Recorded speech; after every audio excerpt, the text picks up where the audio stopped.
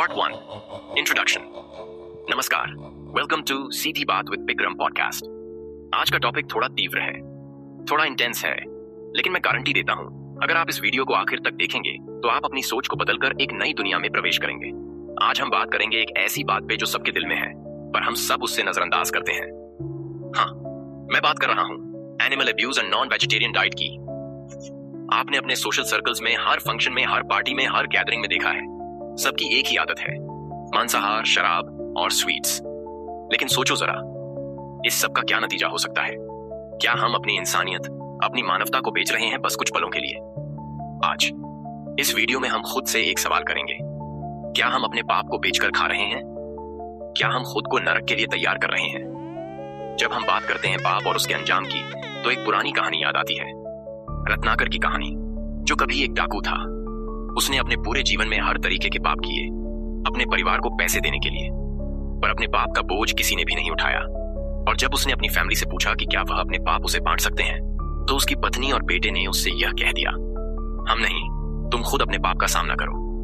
अब सोचो, अगर उस वक्त रत्नाकर को अपनी फैमिली से यह जवाब मिल सकता है, तो आज आप अपनी दोस्त, अपनी रिश्तेदार, अपनी माता पिता से क्या उम्मीद कर रहे हो? जब आप पार्टी में, फंक्शन में एक ग्लास शराब, एक प्लेट मांस खाने के लिए थोड़ा सा कर्टसी दिखा रहे हो, तो क्या आपने कभी सोचा है, अगर मैं यह सब कर रहा हूं तो क्या मेरी फैमिली मुझे उस पाप का हिस्सा देगी जब मैं याद रखूंगा, या मैं नरक में जाऊंगा?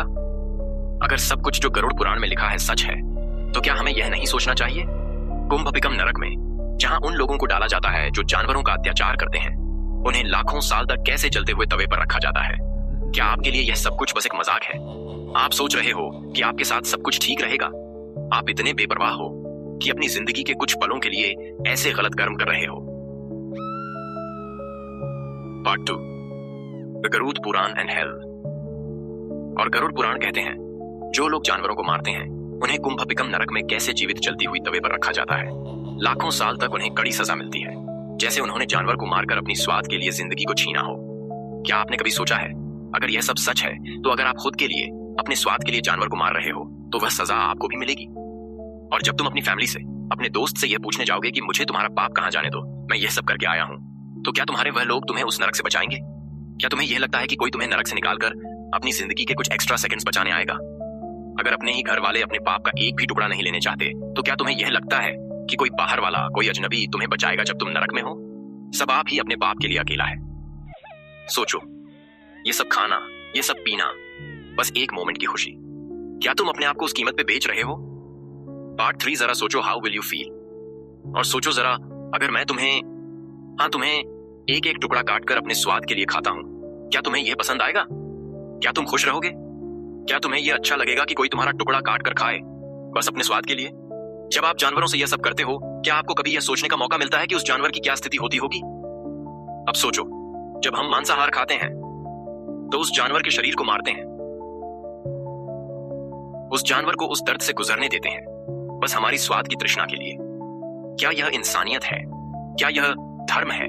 क्या हमें यह नहीं सोचना चाहिए कि इस दुनिया में हमारी हर क्रिया का परिणाम होता है, और जब हम उस परिणाम का सामना करेंगे तो क्या हमें किसी के भी द्वारा मदद मिलेगी?